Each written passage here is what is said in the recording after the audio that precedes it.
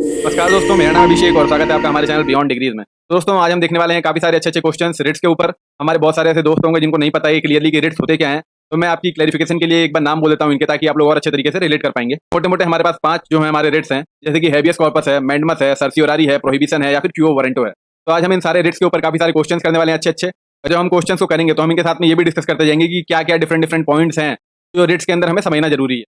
तो आप लोग बिल्कुल भी टेंशन मत लीजिए कि हम क्वेश्चंस पढ़ेंगे और फिर हम एक-एक ऑप्शन को अच्छे तरीके से इलैबोरेट करते जाएँगे, और साथ-साथ में हम रिट्स के जो डिफरेंट-डिफरेंट इंपॉर्टेंट पार्ट्स हैं, उनके ऊपर भी हमने क्वेश्चंस यहाँ पर रखे हुए हैं। तो इसमें से क्या होगा कि जब हम उन क्वेश्चंस को डिस्कस करेंगे तो साथ ही हम पूरा रिट्स भी अच्छे से हम डिस्कस कर लेंगे, ताकि किसी को भी कोई भी डाउट नहीं रह जाएगा रिट्स के ऊपर इस वीडियो को देखने के बाद। और इसमें हम काफ़ी सारे अच्छे-अच्छे क्वेश्चन देखने वाले हैं रिट्स के ऊपर, और पूरा रिट्स का जो टॉपिक है वो डिस्कस करने वाले हैं साथ-साथ में क्वेश्चंस के। चलिए ज़्यादा देर ना करते हुए शुरू करते हैं अपना वीडियो। पहले मैं आपको एक थोड़ा-सा इंट्रोडक्शन दे देता हूँ रिट्स के ऊपर कि रिट्स होते क्या हैं, अदरवाइज़ क्या होगा कि आप एक भी क्वेश्चन सॉल्व नहीं कर पाएँगे। जैसे-जैसे मैं थोड़ा-सा इंट्रोडक्शन देता चलूँगा और फिर उसी हिसाब से मैं क्वेश्चंस के लेवल भी बढ़ाता चलूँगा, ताकि आप लोग उस क्वेश्चंस को सॉल्व कर पाएँ अच्छे तरीके से। तो सबसे पहले क्या है कि जो हमारा रिट्स है, रिट्स का जो कॉन्सेप्ट है हमने कहाँ से लिया है, ये ब्रिटेन से लिया है। ऑब्वियस वाली बात है, क्योंकि ब्रिटिशर्स ने हमारे ऊपर इतने साल राज किया था, तो हमने देखा कि उनका पॉलिटिकल सिस्टम जो है वो काम कैसे करता है। तो उसमें फिर हमें जो चीज़ें अच्छी लगी वो हमने वहाँ से ले ली और अपने कॉन्स्टिट्यूशन में ऐड कर दी। हालाँकि जब हम ऐड करते थे किसी भी कॉन्स्टिट्यूशन से लेकर के कोई भी दूसरी चीज़ अपने कॉन्स्टिट्यूशन में, तो हम क्या करते थे, उसको हम एक इंडियन टच दे देते थे, जैसा कि हमने यहाँ पर भी किया है। जैसे कि अगर आप देखेंगे ब्रिटेन में क्या होता था, तो ब्रिटेन में जो रिट्स होते थे इनको हम प्रेरोगेटिव रिट्स कहते थे। क्या कहते थे इनको? Prerogative Ritz. प्रेरोगेटिव का मतलब क्या होता है? प्रिविलेज। प्रेरोगेटिव का मतलब होता है प्रिविलेज, या फिर आप इसको इंटाइटलमेंट भी कह सकते हैं। क्या कह सकते हैं आप इसको? इंटाइटलमेंट। तो इसमें क्या होता था कि जैसे मान लीजिए जो वहाँ पर क्राउन है, क्राउन यानी कि जो वहाँ पे मोनार्क होते हैं या फिर वहाँ पे जो प्रिंस होते हैं, क्या होता है कि अगर मान लीजिए कि प्राइम मिनिस्टर है कोई ब्रिटेन में, जैसा कि आपको पता है कि ब्रिटेन में काफ़ी पहले से ये प्राइम मिनिस्टर वाला सिस्टम जो था वो चालू हो चुका था। तो जैसे मान लीजिए कि प्राइम मिनिस्टर ने कोई डिसीजन लिया, अब वो क्राउन जो था, क्राउन प्रिंस जो है वहाँ पे या फिर जो मोनार्क है वहाँ पे, उनको उस डिसीजन से मजा नहीं आया, तो वो लोग क्या करेंगे, रिट जारी कर देंगे और वो उस डिसीजन को पलट देंगे, या फिर अपने हिसाब से अगर उनके हिसाब से देखेंगे कि वो कोई काम नहीं हो रहा है तो क्या करेंगे, वो रिट के थ्रू उस काम को करवा लेंगे। तो ये सारी जो पावर थी वो ब्रिटेन में किसके पास थी? क्राउन के पास थी, ना कि प्राइम मिनिस्टर के पास, जैसे कि इंडिया में है सुप्रीम कोर्ट और हाई कोर्ट के पास। हमारे यहाँ पर ये क्या है, ये जो रिट्स की पावर है, ये हमारे यहाँ पे प्राइम मिनिस्टर या फिर प्रेसिडेंट के पास अवेलेबल नहीं है। ये प्राइम मिनिस्टर या फिर प्रेसिडेंट के पास ये पावर जो है वो अवेलेबल नहीं है। ये पावर किसके पास अवेलेबल है? सुप्रीम कोर्ट और हाई कोर्ट के पास अवेलेबल है, ठीक है ना। अब जब हमने ये देख लिया है कि हमारी जो रिट्स की पावर्स हैं वो किनके पास अवेलेबल है इंडिया में, सुप्रीम कोर्ट के पास अवेलेबल है और हाई कोर्ट के पास अवेलेबल है, तो हम एक बार इसके ऊपर भी नजर डाल देते हैं, जहां से बहुत इंपॉर्टेंट क्वेश्चंस फॉर्म होते हैं। इंपॉर्टेंट क्वेश्चंस क्या फॉर्म होते हैं कि सुप्रीम कोर्ट की जो रिट पावर्स हैं और हाई कोर्ट की जो रिट पावर्स हैं, इन दोनों के बीच में कंपैरिजन करा के देखा जाता है, और इन कंपैरिजन के बेसिस पे कई सारे क्वेश्चंस पहले एसएससी पूछ चुका है अपने डिफरेंट डिफरेंट एग्जाम्स में। तो इस वजह से हमारे लिए इंपॉर्टेंट हो जाता है कि हम एक बार देख लें कि सुप्रीम कोर्ट की रिट पावर्स और हाई कोर्ट की रिट ज्यूरिसडिक्शन दोनों में डिफरेंस क्या है, ठीक है ना। तो सबसे पहले हम सुप्रीम कोर्ट देख लेते हैं और साथ में हम हाई कोर्ट भी देखते चलेंगे। तो सबसे बड़ा डिफरेंस तो यही है कि सुप्रीम कोर्ट जो है वो अपनी रिट पावर्स कहां से लेता है? आर्टिकल 32 से लेता है। ये आर्टिकल आपके लिए बहुत ही मोस्ट इंपॉर्टेंट है, ये आपको पता होना चाहिए कि सुप्रीम कोर्ट अपनी रिट पावर्स कौन से आर्टिकल से लेता है, और हाई कोर्ट अपनी रिट पावर जो है वो किस आर्टिकल से लेता है। ये दोनों आर्टिकल्स आपके लिए मोस्ट इंपॉर्टेंट है, ये आप किसी भी कीमत पर भूल नहीं सकते हैं इन आर्टिकल्स को, अगर आपको रिट्स के ऊपर कमांड बनानी है तो, ठीक है ना। और जैसे हमने यहाँ पे आर्टिकल 32 के ऊपर बातचीत करी, आर्टिकल 32 के ऊपर हमने बातचीत करी, तो यहाँ पर आप लोगों को ये तुरंत क्लिक कर जाना चाहिए कि आर्टिकल 32 क्या है? Heart and soul of Indian constitution. Article 32 क्या है? डॉक्टर बी आर अम्बेडकर कहे गए थे कि article 32 is the heart and soul of Indian constitution, क्योंकि आर्टिकल 32 के अंदर क्या मेंशन है? राइट टू कॉन्स्टिट्यूशनल रिमेडीज के बारे में मेंशन है आर्टिकल 32 के अंदर। ये क्या है? हमारे फंडामेंटल राइट्स का पार्ट है। आर्टिकल 32 जो है वो क्या है? हमारे फंडामेंटल राइट्स का भी पार्ट है। और आर्टिकल 32 क्या कहता है हमारा? It confers the right to move to Supreme Court directly in case of denial of fundamental right. यानी कि आर्टिकल 32 जो है वो हमारे सारे आम नागरिकों को यह अधिकार देता है कि अगर किसी को लगता है कि उसके फंडामेंटल राइट्स का हनन हो रहा है, तो वो डायरेक्टली सुप्रीम कोर्ट में अपील कर सकता है, फिर डायरेक्टली सुप्रीम कोर्ट में अपनी याचिका दायर कर सकता है कि मेरा फंडामेंटल राइट्स जो है उसका उल्लंघन किया जा रहा है और मैं सुप्रीम कोर्ट की इंटरफेरेंस चाहता हूं यहाँ पर, ठीक है ना। इस वजह से डॉक्टर बी आर अम्बेडकर ने आर्टिकल 32 को क्या कहा था? It is the heart and soul of Indian constitution, और यहीं से रिट पावर्स मिलती है सुप्रीम कोर्ट को। कहां से मिलती है? आर्टिकल 32 से। तो आपको एकदम क्लियर होना चाहिए आर्टिकल 32 क्या है। तो सबसे बड़ा डिफरेंस तो ये हो गया कि सुप्रीम कोर्ट को आर्टिकल 32 से मिलता है और हाई कोर्ट को आर्टिकल 226 से मिलता है। जो दूसरा मेजर डिफरेंस है सुप्रीम कोर्ट की रिट पावर्स और हाई कोर्ट की रिट पावर्स में, वो क्या है कि सुप्रीम कोर्ट ने अगर कोई भी रिट निकाल दी, जैसे मान लीजिए उन्होंने हैबियस कॉर्पस निकाल दिया, तो वो कहां पर एप्लीकेबल होगा? Through out the territory of India, क्योंकि सुप्रीम कोर्ट क्या है? पूरे देश में एक ही है। सुप्रीम कोर्ट पूरे देश में कितना है? एक है, और वो क्या है? सुप्रीम है। सारे कोर्ट्स में सबसे बड़ा कोर्ट कौन सा है? Supreme court. तो इसमें से क्या है कि सुप्रीम कोर्ट की कोई भी जुरिडिक्शन अगर अगर आप तय करना चाहेंगे तो क्या है, पूरी टेरिटरी जो भी इंडिया के अंदर आता है वो सब कुछ सुप्रीम कोर्ट की पावर्स के अंदर आता है। तो इसमें से क्या है, इसकी जो जजमेंट होंगे या फिर इसके जो रिट्स ये निकालेगा सुप्रीम कोर्ट, वो एप्लीकेबल होते हैं through out the territory of India. जबकि हाई कोर्ट जो रिट्स निकालता है, अगर हाई कोर्ट कोई रिट निकालता है अंडर आर्टिकल 226, तो क्या होता है, जैसे मान लीजिए कि Punjab and Haryana high court ने कोई रिट जो है वो निकाल दी, वो जो रिट है उसका जुरिडिक्शन कहां तक होगा? उस हाई कोर्ट की टेरिटरी के अंदर तक। यानी कि अगर मान लीजिए दिल्ली हाई कोर्ट ने कोई रिट निकाली है, तो उसकी जो टेरिटरी है वो क्या है? उतनी ही टेरिटरी जितनी दिल्ली हाईकोर्ट की कंट्रोल में आती है। यानी कि अगर मान लिया दिल्ली हाईकोर्ट के कंट्रोल में 100 किलोमीटर का एरिया आता है, तो जो रिट पावर्स हैं वो भी वहीं तक एप्लीकेबल हैं हाईकोर्ट की, ना कि सुप्रीम कोर्ट की तरह जो कि पूरे देश में एप्लीकेबल होती है। तो ये क्या हो गया, एक और मेजर डिफरेंस हो गया। यहाँ पर क्या है, सुप्रीम कोर्ट जीत गया। यहाँ पर क्या है, सुप्रीम कोर्ट जीत गया, क्योंकि सुप्रीम कोर्ट अगर कोई रिट पावर निकालता है तो वो कहाँ तक एप्लीकेबल है, पूरे देश के सारे टेरिटरी में, सारे इलाकों में वो एप्लीकेबल है रिट पावर। बट यहाँ पे एक जो सबसे मेजर कैच है और जहां सबसे most of the question form होते हैं, वो क्या है, ये थर्ड वाला पार्ट है, ये थर्ड वाला डिफरेंशिएशन है जो सुप्रीम कोर्ट और हाई कोर्ट की पावर्स के बीच में है। थर्ड वाला डिफरेंस क्या कहता है कि सुप्रीम कोर्ट जो है वो केवल फंडामेंटल राइट्स को सेफगार्ड करने के लिए, यानी कि किसी इंसान के फंडामेंटल राइट्स को बचाने के लिए ही वो रिट पावर्स का इस्तेमाल कर सकते हैं, जबकि हाई कोर्ट के ऊपर ऐसी कोई बंदिश नहीं है। वो क्या है, किसी का अगर फंडामेंटल राइट्स है उसकी सुरक्षा करनी है तो भी वो अपने रिट निकाल सकते हैं, और अगर उनको लगता है कि कहीं और पर उनकी जरूरत है, जैसे मान लीजिए कि उनको लगता है कि डिस्ट्रिक्ट कोर्ट जो है वो कुछ गलत काम कर रहा है, या फिर उनको लगता है कि कोई इंसान है जो कि मे बी किसी के फंडामेंटल राइट्स का हनन ना कर रहा हो, बट उनको लगता है कि यहाँ पर हमें रिट निकालनी चाहिए, तो वो हाई कोर्ट निकाल सकता है, पर ये सुप्रीम कोर्ट नहीं निकाल सकता। सुप्रीम कोर्ट केवल तभी अपनी रिट पावर्स का इस्तेमाल कर सकता है जब उसको किसी के फंडामेंटल राइट्स को सेफगार्ड करना हो। तो इसमें से अगर आप देखेंगे तो यहाँ पर क्या है, हाई कोर्ट की रिट पावर जो है वो ज्यादा ब्रॉड है, बड़ी नहीं है, ब्रॉड है, यानी कि उसकी रेंज ज्यादा है। जो सुप्रीम कोर्ट है वो केवल फंडामेंटल राइट्स को सेफगार्ड करने के लिए ही अपनी रिट्स निकाल सकती है, जबकि हाई कोर्ट जो है वो फंडामेंटल राइट्स को भी सेफगार्ड करने के लिए निकाल सकती है, और जहां जहां पे उसको और लगता है कि यहाँ पे हमें रिट्स का इस्तेमाल करना चाहिए, वो वहां पर भी इस्तेमाल कर सकती है। इसलिए यहाँ पर देखिए, ये जो मैंने लाइन करके इसके नीचे लिख दिया, ये मोस्ट इंपॉर्टेंट पॉइंट है। ये आपको क्या पता होना चाहिए इसके बारे में, क्या पता होना चाहिए आपको कि writ powers of high court, writ powers of high court जो है वो क्या है, वाइडर है, यानी कि उनका एरिया जो है वो ज्यादा है than writ powers of Supreme Court. यानी कि सुप्रीम कोर्ट की जो रिट पावर्स है वो केवल फंडामेंटल राइट्स के उल्लंघन पे ही वो यूज कर सकते हैं, जबकि हाई कोर्ट जो है वो अपनी रिट पावर्स का इस्तेमाल कहीं पर भी कर सकता है as and when they feel to do so. अब जब हमने ये बेसिक अंडरस्टैंडिंग ले ली है रेट्स के ऊपर, तो हम आइए अपना पहला क्वेश्चन सॉल्व करके देखते हैं कि ये होता है कि नहीं। पहला क्वेश्चन हमारा क्या कह रहा है, the High Court power to issue writs is mentioned अंदर, यानी कि ये पूछ रहा है, जो हमने अभी बात की थी पिछली स्लाइड में, ये पूछ रहा है कि हाई कोर्ट जो है उसकी जो रिट्स पावर्स हैं, उसकी जो रिट पावर्स हैं हाई कोर्ट की, वो किस आर्टिकल से वो लेता है, किस आर्टिकल से वो प्राप्त करता है। तो अभी हमने डिटेल में डिस्कस किया था कि जो सुप्रीम कोर्ट की रिट पावर्स थी वो कहां से आती थी, आर्टिकल 32 से आती थी। जो हाई कोर्ट की आती थी वो कहां से आती थी, आर्टिकल 226 से आती थी। कौन से आर्टिकल से आती थी, 226। तो यहाँ पर क्या सही आंसर 2 है।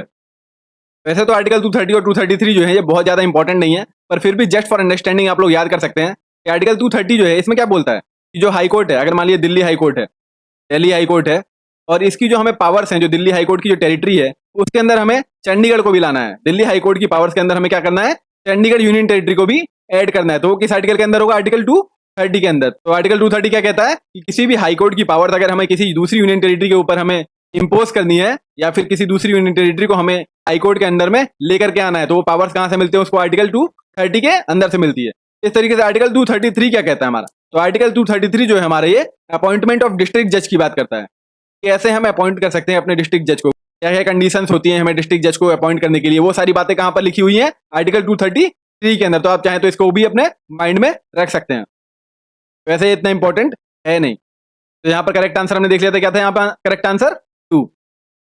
तो आइए नेक्स्ट क्वेश्चन पे चलते हैं अपने। नेक्स्ट क्वेश्चन क्या कह रहा है, consider the following statement with respect to the writs of habeas corpus. यहाँ पर क्या है, ये habeas corpus, mandamus, prohibition, certiorari और क्यूओ वारंटो, इन पांचों रिट्स के बारे में डिस्कस करना चाह रहा है इस क्वेश्चन में। तो इससे पहले कि हम इस क्वेश्चन को सॉल्व करने की तरफ आगे बढ़ें, पहले हम एक बार अंडरस्टैंडिंग ले लेनी चाहिए मोटी मोटी कि ये सारे जो 5 रिट्स हैं इनका काम क्या है, ये कब इंप्लीमेंट किए जाते हैं, किस कंडीशन में कौन से रिट्स जो हैं वो जारी किए जाते हैं कोर्ट द्वारा। तो इन सब चीजों के ऊपर एक बार हम बेसिक डिस्कशन कर लेते हैं, ताकि ये सारे क्वेश्चन जो है हमारे लिए आसान हो जाए। तो सबसे पहले आप ये जान लीजिए कि ये जो 5 हमारे रिट्स हैं, कौन कौन से 5 रिट्स हैं जो हमने यहाँ पर देखे अभी, कौन कौन से, habeas corpus, mandamus, prohibition, certiorari और क्यूओ वारंटो। ये सारे के सारे पांचों जो हमारे रिट्स हैं ये किस लैंग्वेज में लिखे हुए हैं, लैटिन भाषा में। देखिए जैसे मैंने आपके लिए यहाँ पर डिफरेंट डिफरेंट कलर्स का इस्तेमाल किया है ताकि आपको कोई भी कंफ्यूजन ना रहे। तो जैसे कि आप देखेंगे कि हैबियस कॉर्पस ये क्या है, लैटिन वर्ड है, लेकिन इसका इंडियन वर्ड क्या है, इंडियन मीनिंग क्या है, या फिर इंग्लिश में इसको क्या कहते हैं हम, वो मैंने आपको यहाँ पे क्या किया, ये डिफरेंट कलर से आपको शो कर दिया है। तो हैबियस कॉर्पस का मतलब क्या होता है, टू हैव द बॉडी। तो आप लोगों को क्या करना है, ये रिलेट करते हुए चलना है दोनों को, जो लैटिन वर्ड है और जो इंग्लिश वर्ड है। जब आप दोनों की अच्छी अंडरस्टैंडिंग रखेंगे तो आपको कभी कंफ्यूजन नहीं होगी। तो हैबियस कॉर्पस, कॉर्पस को क्या कहते हैं, बॉडी कहते हैं, और हैबियस का मतलब टू हैव दी। तो इस तरीके से आप देख सकते हैं कि लैटिन वर्ड की जो इंग्लिश मीनिंग है वो क्या है, टू हैव दी बॉडी। तो जब आप टू हैव दी बॉडी वाला जो वर्ड है, इंडियन या फिर इंग्लिश वर्ड जो है, उससे अगर आप रिलेट करेंगे तो आप ज्यादा अच्छी तरीके से अंडरस्टैंडिंग बना पाएंगे अपने दिमाग में हैबियस कॉर्पस को लेकर के। तो हैबियस कॉर्पस का इस्तेमाल कब होता है, when personal liberty is taken away. या फिर आप कह सकते हैं कि आर्टिकल 21 का उल्लंघन हो रहा है। आर्टिकल 21 क्या कहता है? No person shall be deprived of his life और personal liberty except according to the procedure established by law. तो जैसे मान लीजिए कि लीगल डिटेंशन है, अगर पुलिस ने किसी को डिटेन कर लिया तो यहाँ पर भी क्या है, हैबियस कॉर्पस वाले रिट का इस्तेमाल कर सकता है। कौन कर सकता है? सुप्रीम कोर्ट भी कर सकता है और हाई कोर्ट भी कर सकता है, क्योंकि यहाँ पर क्या है, आर्टिकल 21 का उल्लंघन हो रहा है। राइट टू लाइफ क्या है? राइट टू लिबर्टी के साथ में आती है। और जो जो चीजें मैंने यहाँ पर एकदम डार्क वाले पेन से अंडरलाइन की हुई, ये आपके लिए मोस्ट इंपॉर्टेंट है कि इसके ऊपर क्या है कि क्वेश्चन फ्रेम होते हैं और फिर बच्चों को समझ में नहीं आता कि ये क्वेश्चन कहाँ से आ रहे हैं। तो आपको ये ध्यान में रखना है कि कौन सा वाला रिट जो है वो किस बॉडी के अगेंस्ट या फिर किस इंडिविजुअल के अगेंस्ट या फिर हम किसके अगेंस्ट जो है उसका इस्तेमाल कर सकते हैं। जैसे कि आप देख रहे हैं कि हैबियस कॉर्पस वाला जो रिट है, ये आप स्टेट के भी, आप इन द सेंस यहाँ पर हाई कोर्ट और सुप्रीम कोर्ट की बात हो रही है। ये जो हैबियस कॉर्पस वाला रिट है, ये स्टेट के भी अगेंस्ट यूज हो सकता है, ये प्राइवेट इंडिविजुअल मैं और आप जैसे हैं इनके अगेंस्ट भी यूज हो सकता है, और प्राइवेट बॉडीज यानी कि जैसे इन्फोसिस है, टीसीएस है, विप्रो है, इनके अगेंस्ट भी यूज किया जा सकता है। तो हैबियस कॉर्पस जो है ये काफी ब्रॉड रिट है, इसके अंदर स्टेट भी आ गया, प्राइवेट इंडिविजुअल भी आ गया, प्राइवेट बॉडीज या फिर कंपनीज या फिर ऑर्गेनाइजेशन भी आ गई। जैसे कि मान लो मैं आपको एक एग्जांपल देता हूँ कि प्राइवेट इंडिविजुअल कैसे हो गए। जैसे मान लिया कि मैंने किसी एक बंदे का किडनैप कर लिया। अब मैंने किसी के एक बंदे का किडनैप जब कर लिया और उस बंदे के घर वाले कहाँ गए? कोर्ट में गए कि इस बंदे ने हमारे बच्चे को किडनैप कर लिया, फिर पकड़ लिया। तो कोर्ट क्या करेगा? हैबियस कॉर्पस वाला रिट जो है उसको जारी करेगा। इसमें क्या कहता है? टू हैव द बॉडी, यानी कि जो बॉडी है वो मुझे वापस करो, बॉडी को मेरे सामने प्रस्तुत किया जाए, यानी जिसको मैंने पकड़ा है उसको छोड़ने का आदेश दिया जा रहा है एक तरीके से इस रिट का इस्तेमाल करते हुए। तो इसमें से हैबियस कॉर्पस वाला जो रिट है वो बहुत ही ज्यादा इंपॉर्टेंट है। तो आपको इसकी क्या है, सारी इंट्रिकेसीज पता होनी चाहिए। तो ये तीन चीजें जो है वो आपको ध्यान में यहाँ पे क्या रखनी है कि हैबियस कॉर्पस का मतलब क्या होता है? To have the body. दूसरा सबसे इंपॉर्टेंट पार्ट यहाँ पर क्या है कि it can be used against the state, यानी कि इसका इस्तेमाल जो वो स्टेट के अगेंस्ट भी किया जा सकता है, प्राइवेट इंडिविजुअल के अगेंस्ट भी किया जा सकता है और प्राइवेट बॉडीज के अगेंस्ट भी किया जा सकता है हैबियस कॉर्पस का इस्तेमाल। इसी तरीके से हमारा जो दूसरा रिट है इसके बारे में भी देख लेते हैं। दूसरा रिट हमारा क्या कहता है? मेंडमस। तो मेंडमस का मतलब, मेंडमस क्या हो गया? हमारा लैटिन वर्ड हो गया, जैसे भी हमने डिस्कस किया। मेंडमस क्या हो गया? ये लैटिन वर्ड हो गया। तो इसका इंग्लिश वर्जन क्या हो गया? We command. आप देखिए इसको याद करने का तरीका क्या है। मेंडमस कहां से होता है? एम से, तो यानी कि इसका अपोजिट अगर आप कर देंगे तो क्या आ जाएगा? डब्ल्यू। तो मेंडमस का मतलब क्या हो गया? We command. ये आपको जस्ट मैं एक रिलेट करके याद करवाने की तरकीब बता रहा हूं। ऐसा नहीं है कि आप इसी को फॉलो करें, आपको जैसा अच्छा लगता है आप उस तरीके से इसको याद रख सकते हैं अपने दिमाग में, क्योंकि क्या है, लैटिन वर्ड तो हमारे समझ में आएंगे नहीं। तो इसमें से क्या है, इसकी इंग्लिश मीनिंग जो है वो समझना बहुत जरूरी है। तो मेंडमस का मतलब क्या होता है? We command. और इसका इस्तेमाल कब होता है? जैसे मान लीजिए कि आप पुलिस थाने में गए और एफआईआर नहीं लिख रहा है पुलिस वाला। कभी कभी ऐसा होता है पुलिस वाले एफआईआर नहीं लिखते हैं, तो फिर क्या होता है? दूसरा तरीका, लीगल तरीका होता है कि जो बंदा है वो क्या करेगा? एक एडवोकेट हायर करेगा, एडवोकेट हायर करके वो कोर्ट में जाएगा और कोर्ट में जाकर के वो क्या बोलेगा कि जो पुलिस इंस्पेक्टर साहब हैं, जो भी बंदे हैं जो मेरा एफआईआर नहीं लिख रहे हैं, तो उसको लिखवाने के लिए आप एक रिट जारी कर दीजिए। तो रिट क्या होगी? ये मेंडमस, यानी कि वी कमांड। हम तुमको ये आदेश देते हैं कि तुम ये एफआईआर लिखो जो ये बंदा लिखवाना चाह रहा है। इस तरीके से जुडिशरी जो है वो इंटरफेयर करके एफआईआर जो है वो लिखवा सकती है। और ऐसा नहीं है कि ये सिर्फ केवल पुलिस के ऊपर इस्तेमाल होगा। एन एग्जीक्यूटिव, यहाँ पर किसकी बात आ गई? एग्जीक्यूटिव। एग्जीक्यूटिव को आप सिंपल वर्ड में कैसे देख सकते हैं? Public official. यानी कि मान लीजिए कोई पीडब्ल्यूडी अधिकारी है, सीपीडब्ल्यूडी अधिकारी है। अब मान लीजिए उसको बारिश में क्या हो रहा है, सड़कें खराब हो रही है, लेकिन उसने क्या बोला? मैं काम नहीं करूंगा, मेरे को नहीं करना काम, मेरी मर्जी, मैं काम करूं या ना करूं। तो फिर क्या है, अगर मान लीजिए क्या हुआ, पीआईएल दायर कर दी किसी ने, पब्लिक इंटरेस्ट लिटिगेशन। कहां पे दायर कर दी? हाई कोर्ट में या सुप्रीम कोर्ट में। और क्या बोला उन्होंने? ये जो भाई साहब है सीपीडब्ल्यूडी के जो बड़े अधिकारी हैं, ये क्या है, हमारे घर के सामने वाली जो रोड है वो सही नहीं करवा रहे हैं। उससे क्या होता है, वहां पे बारिश में पानी भर जाता है और फिर क्या होता है, उससे एक्सीडेंट होते हैं। तो इन सबकी जिम्मेदारी किसकी जाएगी? ये अधिकारी साहब की जाएगी, सीपीडब्ल्यूडी वाले जो हैं। तो इस वजह से क्या है, मैं कोर्ट से निवेदन करता हूँ पीआईएल के थ्रू कि आप इस सीपीडब्ल्यूडी अधिकारी को ये आदेश दीजिए कि ये क्या है, ये जो हमारे घर के सामने जो रोड बनी हुई है, इसकी जो मरम्मत का कार्य है वो जल्दी से जल्दी करा जाए। तो क्या है, ये एग्जीक्यूटिव के अगेंस्ट मेंडमस वाला जो रेट है वो जारी किया जाता है। समझ गया ना आप? यहाँ पर क्या है, कोर्ट किसी भी तरीके का आदेश दे सकता है किसी भी एग्जीक्यूटिव को, अगर वो अपना काम नहीं कर रहा है मान लीजिए सही से, या फिर अगर कोई और कोर्ट को अगर कोई प्रॉब्लम लग रही है जैसे भी वो काम कर रहा है, तो यहाँ पर कोई भी आदेश दे सकता है court using the mandamus rate. ठीक है ना? तो आपको यहाँ पर मेन चीजें क्या रखनी है यार, कि मेंडमस का मतलब क्या होता है? We command. और ये किसके अगेंस्ट इस रेट को जारी किया जा सकता है? एग्जीक्यूटिव के अगेंस्ट। एग्जीक्यूटिव का मतलब क्या होता है? Public official. ठीक है ना? जिन लोगों को डाउट है एक बार मैं यहाँ पे क्लैरिफाई कर देता हूँ। ये हमारे 3 लेवल्स होते हैं बेसिकली कौन कौन से होते हैं? एग्जीक्यूटिव होते हैं, एग्जीक्यूटिव, और फिर कौन से होते हैं? लेजिस्लेचर। कौन से होते हैं? लेजिस्लेचर। और फिर क्या होता है? जुडिशरी। तो जुडिशरी तो जैसा आपको पता है कि सुप्रीम कोर्ट, हाई कोर्ट और जो डिस्ट्रिक्ट जज हैं, ये सारे हमारे कहाँ पे आ गए? जुडिशरी का पार्ट होगा। लेजिस्लेचर वो हो गए जो हमारे, जो हम यहाँ पे चुने हुए मेंबर्स को हम पार्लियामेंट में भेजते हैं या फिर हम विधानसभा में भेजते हैं, वो सब क्या हो गए? लेजिस्लेचर। लेजिस्लेचर कौन होते हैं? जो कानून को बनाने का काम करते हैं। फिर क्या होते हैं हमारे? एग्जीक्यूटिव। एग्जीक्यूटिव का काम क्या है? उस कानून को जो बनाया गया उसको इम्प्लीमेंट करना। जो कानून बनाया गया था सदन में उसको इम्प्लीमेंटेशन करना है। किसका काम है? एग्जीक्यूटिव का। इसके अंदर सब लोग आते हैं, जैसे कि प्राइम मिनिस्टर क्या है? एग्जीक्यूटिव है। जब वो लॉ बनाते हैं हमारे प्राइम मिनिस्टर, तो वो किसका पार्ट है? लेजिस्लेचर का पार्ट है। लेकिन जब वो हमारे जो प्राइम मिनिस्टर है वो अगर लॉ नहीं बना रहे हैं, अगर वो काम कर रहे हैं, कुछ भी किसी प्रोजेक्ट के ऊपर काम कर रहे हैं, हमारे देश में जो जो अलग अलग इंपॉर्टेंट चीजें हैं उनके ऊपर कोई एक्शन ले रहे हैं, तो वो क्या काम कर रहे हैं? एग्जीक्यूटिव का काम कर रहे हैं। तो इस तरीके से जो हमारे डीएम्स हो गए ये भी एग्जीक्यूटिव का पार्ट है। या फिर हमारे दूसरे दूसरे जो भी ऑफिसर्स होते हैं वो सब क्या है? पब्लिक ऑफिशियल्स होते हैं, वो सब क्या है? एग्जीक्यूटिव का पार्ट है। तो जो मैंडेमस है वो किसके अगेंस्ट निकाला जाता है? एग्जीक्यूटिव के अगेंस्ट, अगर वो अपना काम नहीं कर रहा है तो हमने हैबियस कॉर्पस देख लिया, हमने मैंडेमस देख लिया। अब हम देखते हैं प्रोहिबिशन। आपको मैं बता दूं, ये देखिए मैंने यहाँ पे ये दो चीजें, जो दो हमारे रिट्स हैं, इन दोनों को मैंने साथ में इसलिए क्लब करके यहाँ पर लिखा हुआ है। हालांकि मैंने ये ग्रे कलर वाली लाइन आप देख रहे हैं, जो ये मैंने ड्रॉ करके यहाँ पे पार्टीशन किया है। और प्रोहिबिशन और सर्सियोरारी, ये मोस्टली क्या होता है? मोस्टली बता रहा हूँ मैं आपको, मोस्टली जो लोअर जुडिशरी है उसके अगेंस्ट ही सुप्रीम कोर्ट या फिर हाई कोर्ट जो होती है वो जारी करती है। इस वजह से क्या है, मैंने इन दोनों को साथ में क्लब कर दिया ताकि आप लोग क्या है इसके बीच में जो डिफरेंस है वो भी समझ पाए। अदरवाइज क्या है, कभी ऐसा क्वेश्चन आ गया प्रोहिबिशन और सर्सियोरारी दोनों ऑप्शन हो गए अगर, तो आप कंफ्यूज हो जाएंगे कि यहाँ पे कौन से रिट की बात हो रही है, प्रोहिबिशन की या फिर सर्सियोरारी की। तो हम यहाँ पे इन दोनों के बीच में डिफरेंस क्या है वो भी देख लेंगे और साथ साथ में दोनों ही रिट्स को समझते हुए भी चलेंगे। तो सबसे पहले हम देखते हैं प्रोहिबिशन क्या होता है। प्रोहिबिशन का मतलब क्या होता है? प्रोहिबिशन का मतलब होता है टू फॉरबिड, यानी कि टू स्टॉप, यानी कि जो भी काम कर रहा है उसको रोक देने की बात की जा रही है यहाँ पे, प्रोहिबिट कर देना। जैसे कि कंपनीज में क्या होता है? Drinking alcohol is prohibited in this office. तो यहाँ पर क्या है? प्रोहिबिशन की बात कर रहा है। प्रोहिबिशन मतलब रोक देना, टू स्टॉप, ठीक है ना? इंग्लिश वर्ड इसका क्या हो गया? टू फॉरबिड या फिर टू स्टॉप। तो प्रोहिबिशन रिट जो है हमारी, ये कहाँ पे इस्तेमाल की जाती है? It is issued when proceeding is going on. यानी कि क्या कहना चाह रहा है, जैसे मान लीजिए कि डिस्ट्रिक्ट कोर्ट है हमारी और वहां पर किसी भी केस के ऊपर डिस्कशन हो रहा है। जब डिस्कशन हो रहा है और उसी टाइम पे अगर हाई कोर्ट या सुप्रीम कोर्ट को लगता है कि हमें डिस्कशन रोक देना चाहिए, तो वो किस रिट का इस्तेमाल करेगी? यहाँ पर प्रोहिबिशन रिट का इस्तेमाल करेगी सुप्रीम कोर्ट या फिर जो भी हाई कोर्ट होगी। और ये हमेशा कहाँ पर इस्तेमाल होगा? ये लोअर जुडिशरी में इस्तेमाल होगा। अगर सुप्रीम कोर्ट है तो वो हाई कोर्ट के ऊपर भी इसका इस्तेमाल कर सकती है। और हाई कोर्ट किसके ऊपर कर सकती है? डिस्ट्रिक्ट जज के ऊपर कर सकती है या फिर ट्रिब्यूनल के ऊपर भी जारी कर सकती है। और ये बेसिकली इसका मेन पर्पस क्या है कि जब वो जो लोअर कोर्ट होते हैं, जैसे मान लीजिए कोई डिस्ट्रिक्ट कोर्ट है, जैसे मान लीजिए कि गौतम बुद्ध नगर एक डिस्ट्रिक्ट कोर्ट है, तो गौतम बुद्ध नगर का जो डिस्ट्रिक्ट कोर्ट है, अगर मान लीजिए वो लखनऊ वाले जुरिस्डिक्शन में जो भी कुछ चीजें आती हैं उनके ऊपर अगर कोई डिस्कशन करने लगे, तो यहाँ पर कौन रोक लगाएगा? Allahabad high court. Allahabad high court क्या बोलेगा गौतम बुद्ध नगर वाले डिस्ट्रिक्ट कोर्ट से कि आप अपनी जो जुरिडिक्शन है उसको आप एक्सीड कर रहे हैं, आप केवल गौतम बुद्ध नगर के जो अंदर के मामले हैं उन्हीं के ऊपर आप डिस्कशन कर सकते हैं, ना कि आप लखनऊ डिस्ट्रिक्ट के मामलों के ऊपर डिस्कशन करने के लिए अलाउड हैं। तो यहाँ पर क्या है, जब लोअर कोर्ट जो होता है वो अपना जुरिडिक्शन एक्सीड कर देता है, तो वहां पर भी प्रोहिबिशन रिट का इस्तेमाल किया जाता है हायर जुडिशरी के द्वारा। और यहाँ पर देखिए एक काम की चीज क्या है? ओनली।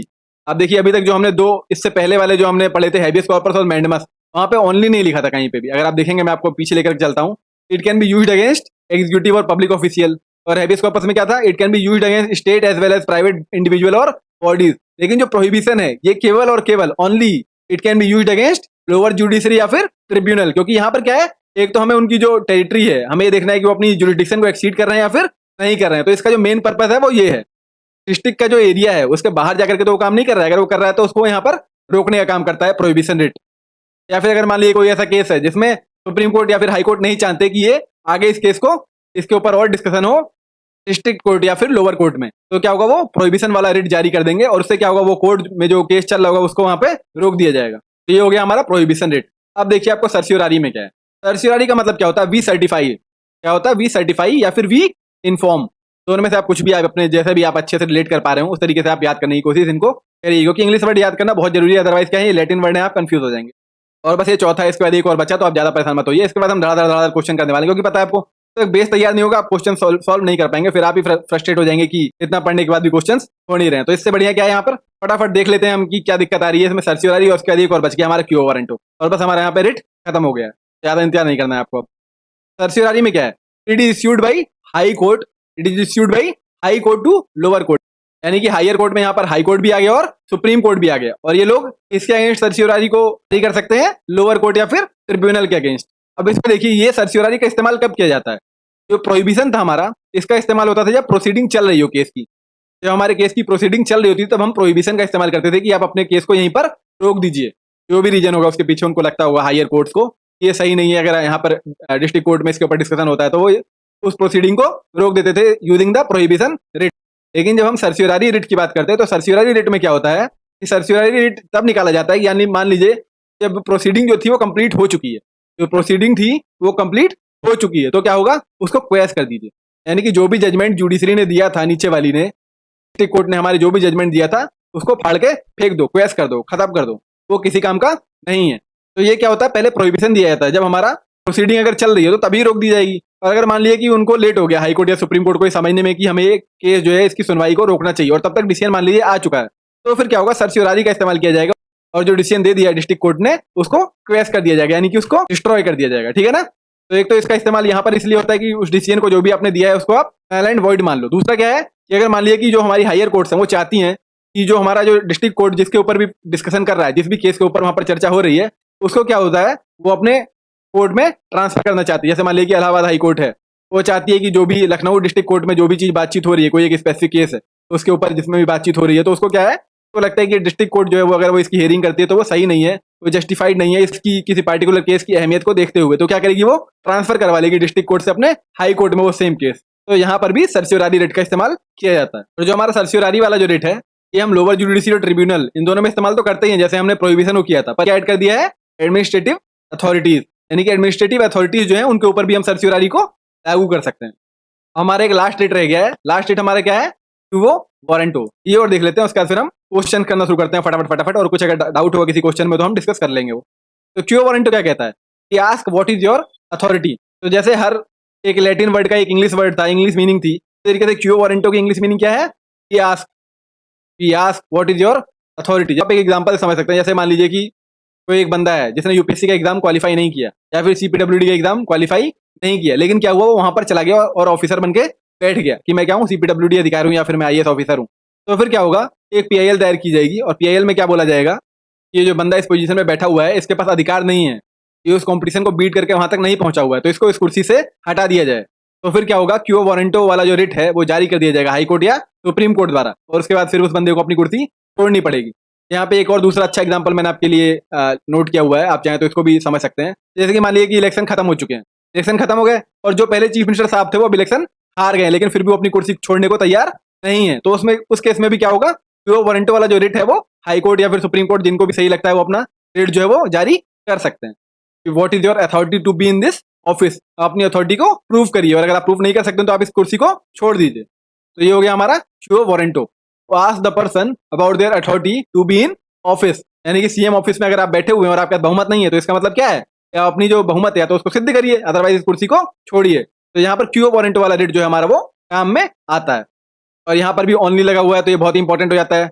ओनली में क्या कह रहा है, it can be used only against executive, यानी कि क्यू वारंटो जो है वो केवल और केवल एग्जीक्यूटिव के अगेंस्ट ही इस्तेमाल किया जा सकता है। एग्जीक्यूटिव का मतलब क्या हो गया, पब्लिक ऑफिशियल्स। तो हमने पांचों के पांचों रेट्स जो थे हमारे, ये हमने अच्छे तरीके से डिस्कस कर लिए हैं। आप लोगों को रेट्स वाला जो टॉपिक था ये काफी कॉम्प्लिकेटेड टॉपिक था, पर फिर भी मैंने कोशिश की है कि काफी आपको मैं डिटेल में समझाऊं, एकदम आसान वर्ड्स में, आसान भाषा में, जिससे आप रिलेट कर पाए, समझ पाए, ऐसी भाषा में समझाऊं, क्योंकि लैटिन वर्ड वाला जो सिस्टम है बहुत ही खराब हो जाता है हम लोगों के समझने के लिए। तो इसलिए मैंने कोशिश की कि एकदम इजीएस्ट पॉसिबल मैनर में समझाया जा सकता है, जैसे वैसे मैं समझाने की कोशिश की मैं। और अगर आपको मजा आया हो इस वीडियो में तो हमारी वीडियो को लाइक कर सकते हैं, चैनल को सब्सक्राइब कर सकते हैं, और हमारे टेलीग्राम चैनल में भी हमारे साथ जुड़ सकते हैं। यहाँ पे हम जीके जीएस टेक्निकल सारे क्वेश्चन जो है वो रेगुलरली पोस्ट करते रहते हैं, आप अच्छे अच्छे क्वेश्चन की प्रैक्टिस कर सकते हैं यहाँ पर, और इससे आपका कॉन्फिडेंस लगातार बूस्ट होता जाएगा। Thank you for watching the video. अगर आप किसी भी स्पेसिफिक टॉपिक के ऊपर चाहते हैं कि मैं आपके लिए वीडियो बनाऊं, तो आप हमें कमेंट सेक्शन में लिख करके भी वो बता सकते हैं। Thank you for watching the video.